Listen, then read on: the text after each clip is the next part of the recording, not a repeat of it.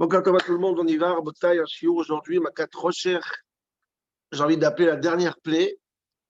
Chora, c'est la dernière plaie. Makat Bechorot ne fait pas partie des Makot. Makat Bechorot, c'est la Makat de la Géoula. C'est le coup de la Géoula. Et toutes les plaies, c'était des plaies pas de vengeance, c'était des plaies pédagogiques. Et Makat Bechorot, c'est la plaie de la Géoula déjà. Donc aujourd'hui, c'est la dernière Makat. Certains Mefarshim l'appellent aussi comme ça, la dernière Makat, enfin, dans le sens. Donc, c'est tout va d'après la fin, c'est la fin, le dernier chiour, le dernier coup pédagogique que Dieu et Moshe ils imposent à l'Égypte. Donc, forcément, elle a une importance incroyable, cette plaie. Donc, je voudrais parler de ce Maca et d'un ridouche que j'ai développé une partie il y a quelques années, mais je voudrais avancer plus loin. J'ai trouvé un macor en plus incroyable à ça, si j'arrive à le dire pour une demi-heure. Donc, c'est c'est pshat, parce que les questions sont très pshat, très fortes. Et grâce au Torah Tmima que j'ai trouvé, ça peut conforter que malgré que ça a l'air du drash, mais ça peut être le pshat, ça peut être le pshat un petit peu. Non, bref. En tout cas, c'est une maca très intéressante. Qu'est-ce qui s'est passé dans la maca par un chat de Bourg? Vayom Hashem el Moshe, Perek Yud, chapitre 10, pasuk 21. Vayom Hashem el Moshe, Nete yatra la shamayim, vihi choshech al eretz Mitzrayim, veyamish choshech. Ok, faire en sorte que ça soit obscur dans toute l'Égypte. Il a bougé sa main avec son maté, il s'est venu obscurité dans toute l'Égypte. Un n'a pas pu voir l'autre parce que c'était obscur.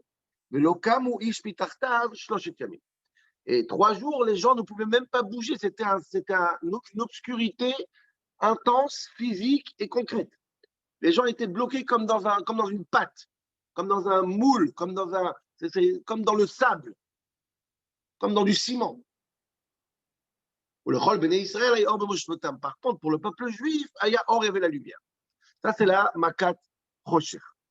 Le Chazal, il dit, le Midrash, Rashi, tout le monde pense qu'en vérité, cette plaie a duré 6 jours. 6 jours. 3 jours, c'était juste de l'obscurité normale. Et les 3 derniers jours, c'est de l'obscurité concrète, intense, que les gens ne pouvaient pas bouger. Les 3 premiers jours, c'était juste qu'on ne pouvait pas se voir l'un à l'autre. Pourquoi il faut ces deux? Pourquoi la différence entre eux? C'est la seule plaie de toutes les plaies qui avait 2 plaies, c'est-à-dire 2 manières. Toutes les plaies sont à peu près la même chose du début jusqu'à la fin.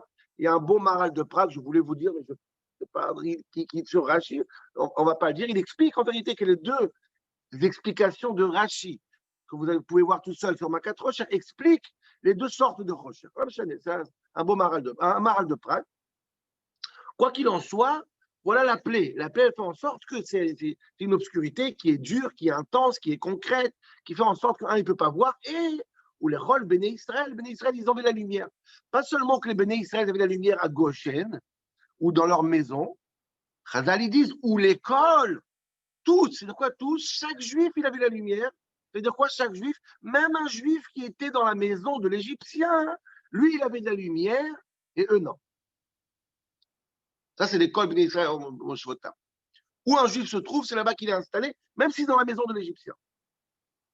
Et je vais poser quelques questions aujourd'hui, et après arriver à un chidouche nifla, extraordinaire, une nouvelle interprétation sur Makat Rocher, que je pense, elle finit en beauté toutes les plaies, puisqu'après Makat Rocher, on ne parle pas de Makat Bechorot, on va parler justement de Parashat HaChodesh, avec le Chod Rosh Chodesh, ça aussi c'est un shiur qu'on a fait, je vais ramener un petit passage pour m'aider pour mon shiur. Donc, ça veut dire que, plus que ça, rappelez-vous, le premier Rashi de la Torah a dit la Torah devait commencer par Achodesh Hazelachem, c'est-à-dire que le début de la Torah, le vrai Bereshit de la Torah, le commencement de la Torah, c'est Parashat Bo. Juste après Makat Rocher, la mitzvah de Kiddush HaChodesh. La Torah, elle a commencé la Torah par Bereshit, Shemot, tout ce qu'on a vu jusqu'aujourd'hui, pour des raisons qui sont extérieures à la Torah elle-même. Des raisons de goïm, qu'est-ce qu'on va leur dire, etc. Mais le début de la Torah, c'est maintenant. Donc, le Makat Rocher, elle a une force incroyable. Elle finit toute la série de Bereshit, tout le chinour et la pédagogie que Dieu il voulait donner au monde et à Paro et à Israël. Et maintenant, la Torah, elle commence, qui veut chaque fois déjà. Donc, il faut comprendre cette plaie-là, qui est une plaie extraordinaire, différente de toutes les plaies. La dernière, mais aussi très, très différente dans son caractère. Première question. c'est que Makat Rocher, contrairement à toutes les plaies, elle n'a rien. Elle fait mal à personne. Quand tu éteins la lumière chez toi à la maison, il n'y a pas de blessés, il n'y a pas de malade. Même si l'obscurité est difficile, mais Baïkaron, quand on regarde le pasouk, le texte, Makat Rocher n'est pas une plaie, ce n'est pas du sang, il n'y a pas de blessés, il n'y a pas de dégâts ni matériels, ni physiques, ni corporels, il n'y a pas de dégâts. C'est la seule plaie qui n'a pas de dégâts. Il fait obscur, il n'y a pas de soleil. Derech Hagav, Rabotai, je vous ramène un Kliakar incroyable. Je ne vais pas le ramener, mais je vais le ramener parce qu'il est très très beau. Et comme c'est sur les macotes, le Kliakar, il nous dit, vous savez ce que c'était Makat Rocher? C'est très intéressant. Il a une preuve aussi de Raché Tevot, ça fait Tevot là-bas. Et lui, il dit que comment ça s'est passé à Makat Rocher? C'est très simple. Le 24 heures, c'est jour et nuit. 12 heures jour, 12 heures nuit. Dieu, il a enlevé la nuit des Juifs, il l'a mis à la place du jour des Égyptiens. C'est-à-dire que les Égyptiens, ils avaient 24 heures de nuit, et nous, on avait 24 heures de jour. Il n'y a plus la nuit à Goshen. C'est pour ça qu'il dit, où le rôle béni Israël, il y a un c'est pour ça qu'il fait toujours jour chez les Juifs, parce qu'il n'y avait pas de nuit, on a enlevé la nuit. La lune est partie en Égypte, et le soleil est venu à Goshen. Donc, 24 heures jour chez les Égyptiens, chez les Juifs, et 24 heures nuit chez les... C'est une plaie. Mais à quoi il sert? D'accord, disons qu'il fait 24 heures nuit, mais c'est quoi le dégât? Il y a des pays, je pense, dans le monde que c'est comme ça, 6 mois par an. On n'en meurt pas. C'est pas une plaie qui fait mal. C'est pas un problème. Alors c'est bizarre, cette plaie-là qui est la dernière plaie, le bouquet final, elle n'a rien de physique, rien de concret. Il manque de la lumière. Ça y est.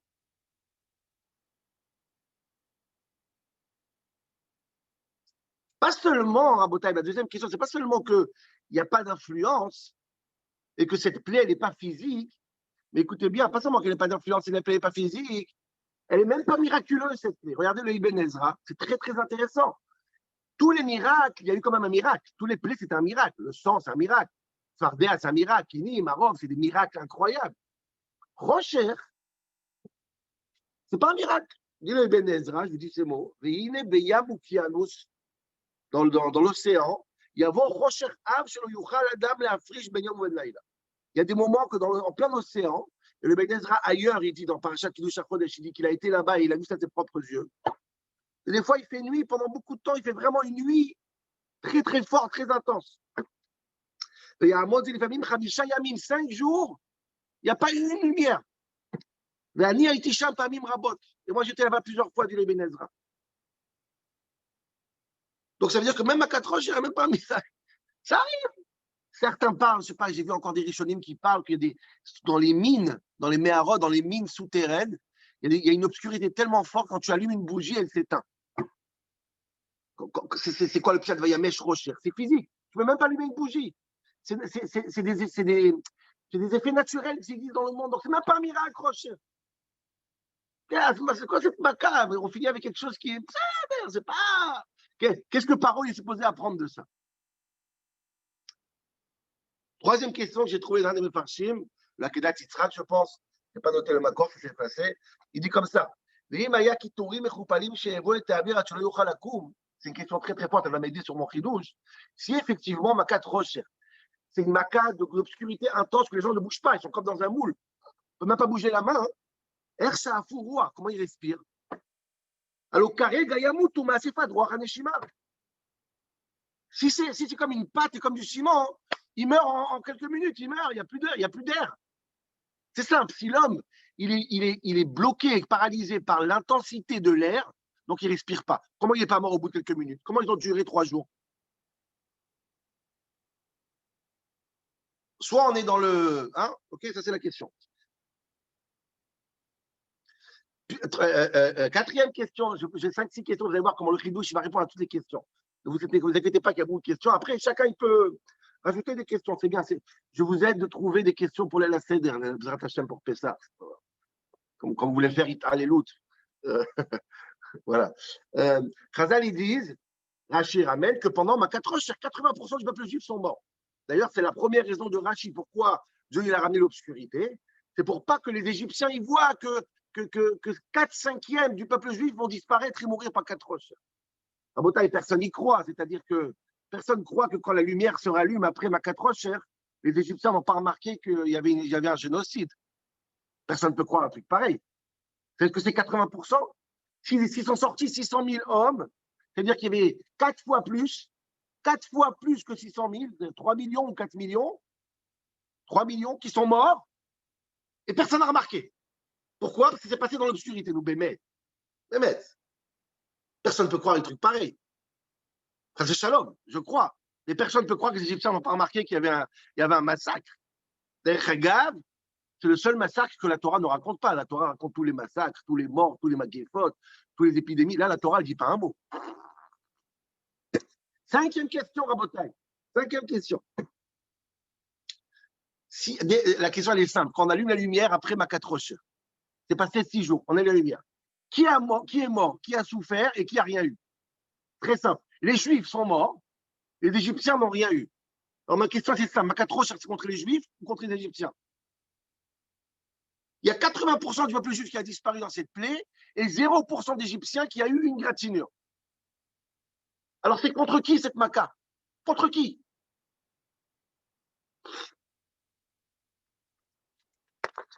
Et surtout, la prochaine question de dire que c'est quoi? Que Dieu il a fait un miracle incroyable, que les Juifs ils avaient de la lumière. Non, il y a un klal, il y a une règle chez nos sages. Le Havid Kuchabrihu, Nissa le Migna. Dieu ne fait pas des miracles inutiles. Je peux comprendre que chez les Juifs, il y a la lumière et chez les Juifs, chez les Mitzrim, il y a la plaie. Ok. Mais pourquoi inventer un nouveau miracle? Même quand le Juif, il vient dans la maison de l'Égyptien, il y a un lampadaire. Certains méfarchim disent que Dieu a créé une lumière spéciale pour éclairer. On n'exagère pas, il n'y a pas besoin. Chacun reste chez soi. Baruch Hashem, restez à Goshen, on ne vous a rien demandé. On vous donne la lumière là-bas. Mais n'allez pas aller chez les Égyptiens, etc. Alors Rachidi va aller chercher des kélim. Mais quand même, pourquoi un miracle spécial? Il y a assez de miracles. Le fait que la plaie n'est pas chez les Juifs, c'est déjà bien. Dis Baruch Hashem, dis merci. Pourquoi aller chez les Égyptiens et Dieu il fait une lumière chez les Égyptiens que le Juif il voit que c'est le premier infrarouge, c'est le premier lumière infrarouge.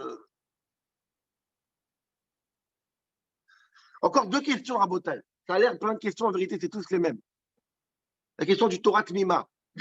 Torah Tmima, il dit Dieu, Kadosh Baruch Hu, il a juré après le Maboul, Yom Valaila Lo Ishbotu.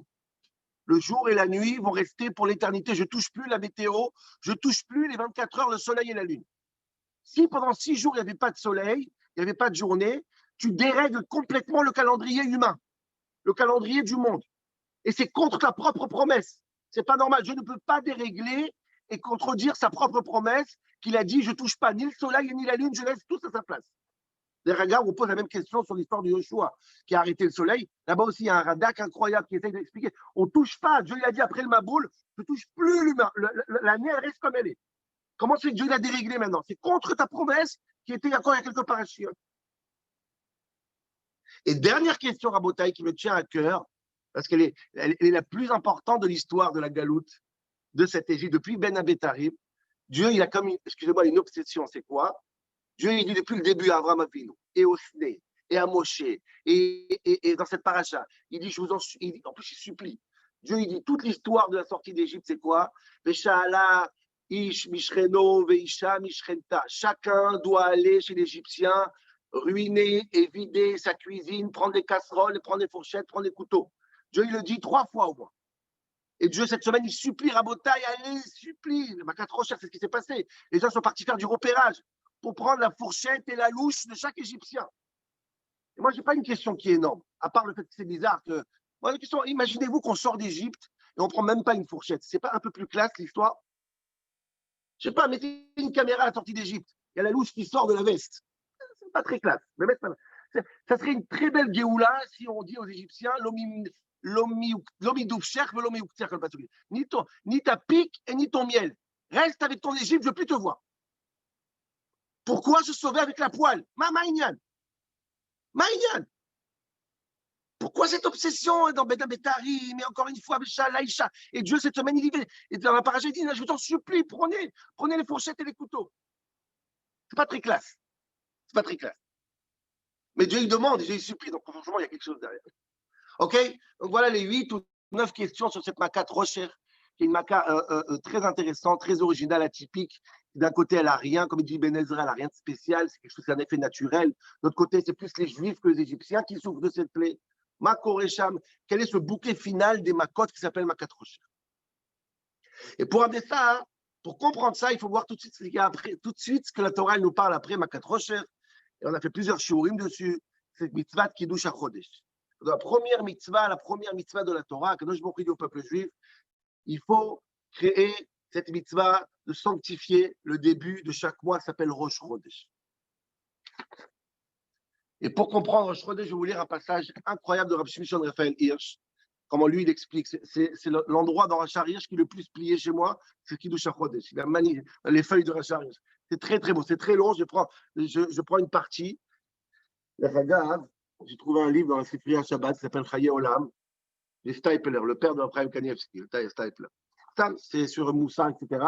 Et dans l'Agdama, dans la préface, il dit là-bas, celui qui veut Yirat Shamayim, qu'il apprend Rachar Hirsch. Alors c'est très étonnant parce que les Haredim, les orthodoxes, ne sont pas très Rachar Hirsch. C'est plus une pensée moderne. Mais c'est intéressant, je ne sais pas si son fils il va signer la même chose, mais en tout cas, le père il disait comme ça. Rachar Hirsch, c'est ce goût-là, Yirat Shamayim. Donc ça, il dit. Bref, à Kol Panim, il y a Rachar Hirsch. Mitzvah Kiddush HaChodesh. Je vais vous lire un passage. C'est bien, on a 10 minutes, on va y arriver. Un peu avec mes mots, mais un peu avec ses mots à lui. Alors, je dis mes mots à moi aussi. Rosh Chodesh, c'est une fête incroyable. Chaque début de mois, et surtout au début de l'année, Rosh Chodesh Nissan, à partir de ce moment-là, Rosh Chodashim. Donc, chaque début de mois, on va créer ce qu'on appelle Rosh Chodesh. Rosh Chodesh, ça s'appelle Moed, ça s'appelle une fête, mais c'est une fête très bizarre. Très, très bizarre. Elle est très paradoxale. J'ai ramené plusieurs fois cette histoire de... c'est une demi-fête en vérité. D'un côté, elle est Kodesh, d'un côté, elle est Chol. Elle est un peu kadosh, un peu simple. Je donne un exemple déjà dans les halachot, qu'on connaît nous. Après, vous allez voir l'halachot de Kiddush HaChodesh. Par exemple, est-ce que c'est une fête? Quels sont les critères d'une fête? Qu'on fait Hallel. Yom Tov, on fait Hallel. Moed, on fait Hallel. Rosh Chodesh, on fait Hallel ou pas? On fait un demi-Hallel. Moitié Hallel. Un peu oui, un peu non. Est-ce qu'on met les tefilines Rosh Chodesh? Normalement, quand c'est Yom Tov, on ne met pas de tefilines. Quand c'est la semaine, on met les tefilines. Qu'est-ce qu'on fait Rosh Chodesh? Shacharik, les tefilines, Moussaf sans tefilines, moitié seulement. Chetzi. Un peu kadosh, un peu chol. Seouda, est-ce qu'il y a une mitzvah de Seouda? Dit le Shulchan Aruch, un petit peu une Seouda, une petite Seouda. Est-ce qu'il y a Issour Melacha, interdiction de faire des travaux comme Shabbat ou Yom Tov? Dit le Shulchan Aruch, les femmes non, les hommes oui. Et les femmes ne font pas de travaux, mais les hommes, ils voient que c'est moitié-moitié. On voit donc cette fête, elle est un mélange de Kodesh et Chol. Même à la rote de Kiddush HaChodesh, et ça c'est Rachar Hirsch, à la rote de Kiddush HaChodesh, on voit certaines halakhot très intéressantes, bizarres, contradictoires même. J'ai mis la halakhot. J'ai perdu la halakhot. Top, l'homme chané. J'ai noté la halakhot, j'ai perdu la halakhot. C'est un exploit quand même. Ouais. Comment ça se passait Kiddush HaChodesh? Tout se passait selon des édim, des témoins. Les témoins, ils devaient venir et dire on a vu la petite banane. On a vu le molad. Maintenant, le paradoxe, dit le Rachar Hirsch, écoutez bien, c'est très fin, mais c'est très fort. Le Rachar Hirsch, c'est comme ça. D'un côté, les témoins, on cherche les meilleurs témoins pour qu'ils témoignent exactement ce qu'ils ont vu dans le ciel. Et pour que ces témoins soient fiables, il y a plein d'halachot pour s'assurer que le récit, il est à 100% crédible. On amène d'autres témoins qui viennent confirmer ces témoins qui sont Néhémanim. On va même transgresser le Shabbat pour amener les témoins pour qu'on ait vraiment le récit le plus clair possible. On leur fait une séouda. Même les témoins qui venaient, après qu'on a eu un bon témoignage, on les prenait quand même pour pas décourager les témoins. On a besoin de tous ces témoins parce qu'on a besoin de savoir qu'est-ce que le ciel il a dit. Qu'est-ce qu'il y avait écrit dans le ciel? J'ai besoin des meilleurs témoins possibles, que ce soit Emet la Hamita. Quand Dieu il a mis le molad, j'ai besoin de savoir. Dit le Rachar Hirsch, donc ça veut dire que le récit du ciel, il est très important. C'est Dieu qui décide quand est-ce que c'est Rosh Chodesh. Et il faut qu'on ait le témoignage le plus vrai possible. De l'autre côté, dit le Rachar Hirsch, incroyable. On a l'impression que le récit du ciel n'a aucune importance. L'essentiel, c'est ce que les témoins ils disent. Même si les témoins ils se trompent, à filou shogegim, à filou mezidim, même s'ils font exprès de se tromper, on écoute leur témoignage quand même.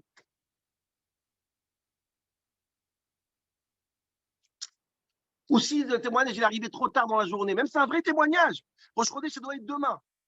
Mais ils n'ont pas eu le temps de finir le témoignage jusqu'à la nuit, on repousse Rosh Chodesh demain. Ou plus que ça, il y a une halakha incroyable. Ma'abrin et à Chodesh le tzorer, ça veut dire quoi? On peut repousser Kiddush HaChodesh pour arranger le calendrier. J'ai pas envie d'homme qui pour tombe jeudi, vendredi, par exemple. J'ai envie qu'il tombe vendredi. Vendredi, sabbat, c'est trop long. Alors, on peut manipuler le calendrier. On dit non, non, non, ne fais pas ton témoignage. Dis-le demain pour qu'on puisse faire. Incroyable. Et la question d'Ira Sharish, alors qu'est-ce qui compte? C'est la vérité du ciel ou la vérité de l'homme? Qui décide? Le Beddin en bas ou le Beddin là-haut? C'est quoi? Dit le Racharish, Rosh Chodesh, c'est ça. Rosh Chodesh, c'est le rendez-vous entre en haut et en bas. Non, je vais vous lire les mots de Racharish. Je vais prendre encore 2 minutes de plus, mais il faut écouter et après j'arrive en pridou sur ma 4 roches. Zohi Achrazat Tzibour. C'est l'annonce du Tzibour. Akovat et Trilat Achodesh qui décide quand est-ce que c'est le début du mois. מתייחס הציווי אלה מועדי השם יקראי קודש אשר תקראו אותם במועדם. dit le Rachar Hirsch, Rosh Chodesh s'appelle Moed. Moed veut dire une fête. Comme toutes les fêtes s'appellent Moed. Mais il y a une différence, c'est que toutes les fêtes s'appellent Moed parce qu'ils ont des raisons. C'était Pessah, c'était Shavuot. Le calendrier a fait qu'il y a une fête qui fait qu'elle s'appelle Moed. Rosh Chodesh, c'est Moed sans raison. C'est le vrai Moed, authentique. C'est quoi Moed en hébreu? Moed s'appelle un rendez-vous. Rosh Chodesh ou Moed, les lots d'adim historiques. Rosh Chodesh, c'est Moed, aucun rapport avec une histoire historique. C'est un vrai Moed, un vrai rendez-vous désintéressé entre Dieu et l'homme. Moed Mishoresh Ya'ad, Pgisha, Idva'adut, Mamash, une rencontre. Inedaber Belashon Bene Adam, écoutez bien ce qu'il dit Rachar Hirsch. Incroyable, incroyable. Si on parle comme des êtres humains normaux, c'est quoi Moed, c'est quoi Rosh Chodesh? Zobgisha, c'est un rendez-vous. Et un rendez-vous, il y a 2 personnes qui fixent la date. C'est pour ça que Dieu il dit, je ne sais pas quand est-ce que c'est Rosh Chodesh, à vous de décider. On fait le rendez-vous ensemble.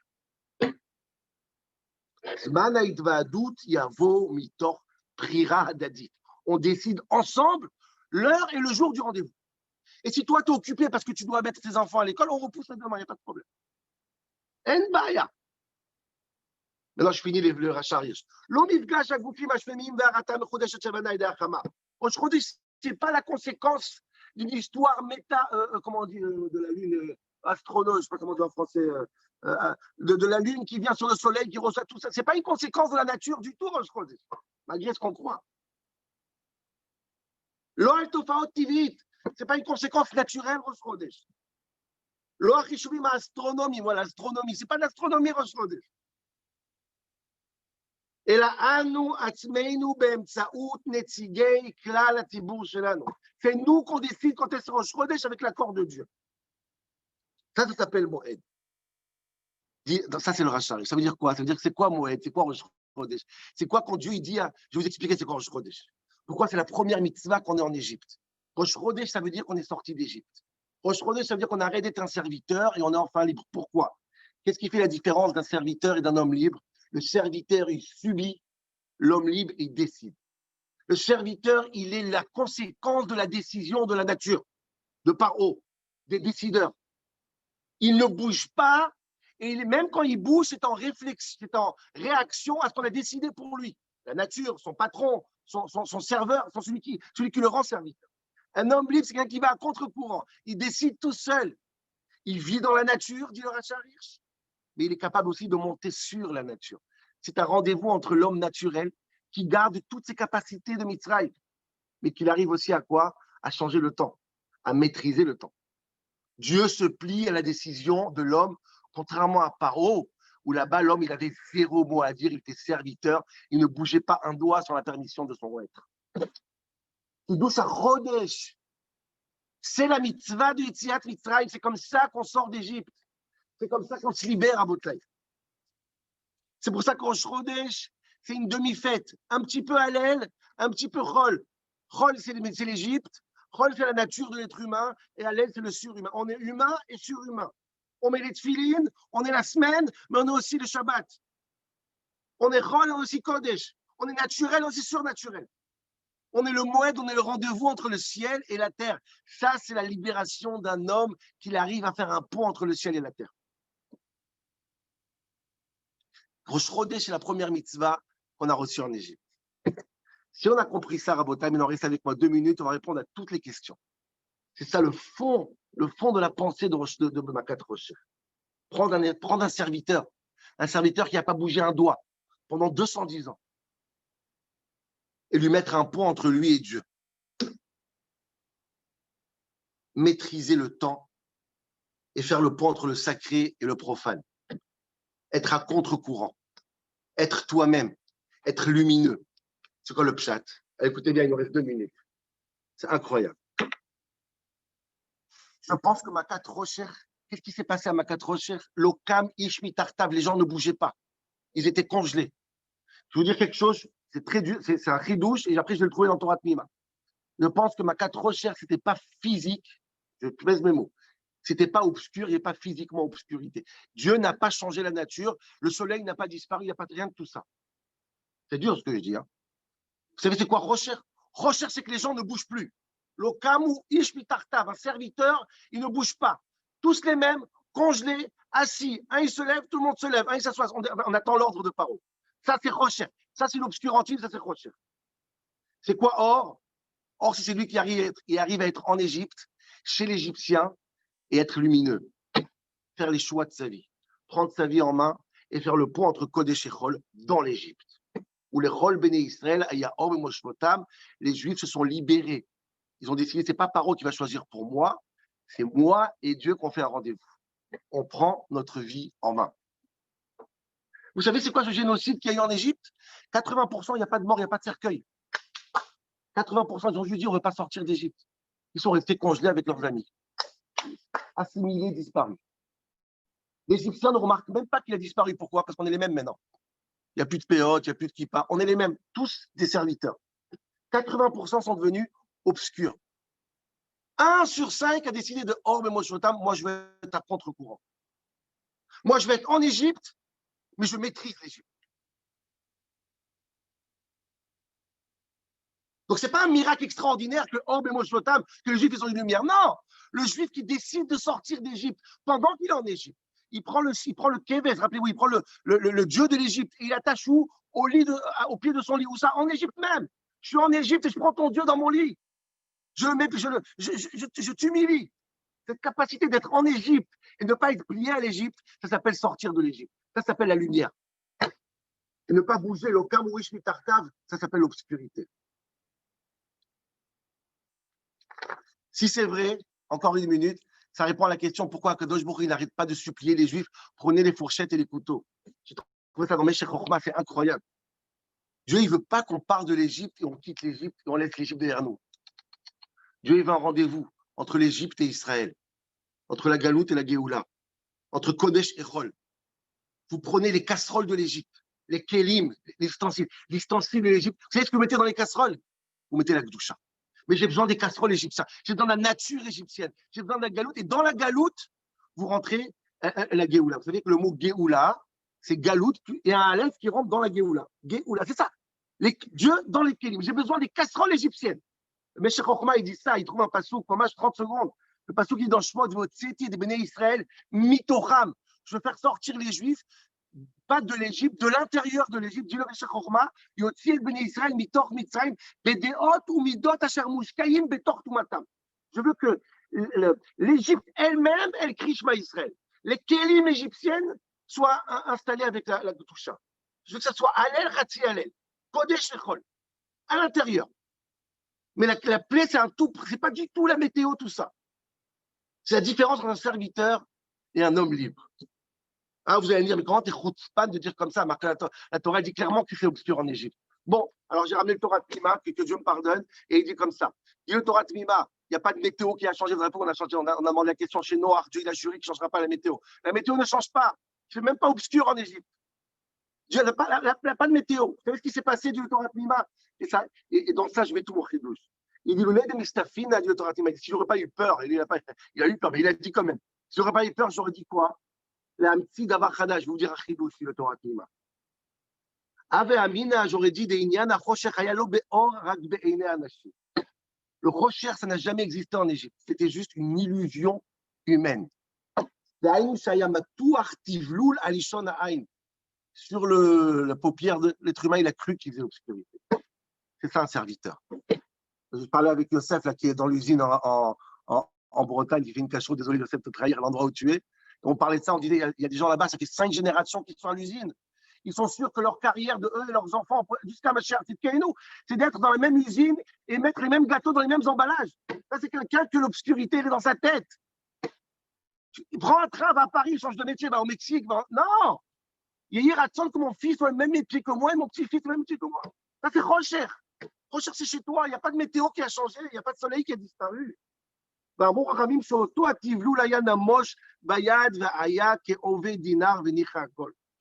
Tout ça, c'est psychologique.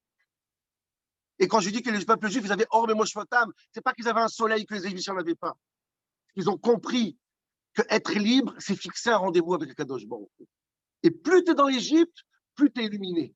Et plus tu es dans la maison d'Égyptien, plus la lumière, elle se fait sentir beaucoup plus fort. Voilà, Rabotai. Magnifique. Super. Vraiment magnifique. Désolé. Avec plaisir, avec plaisir.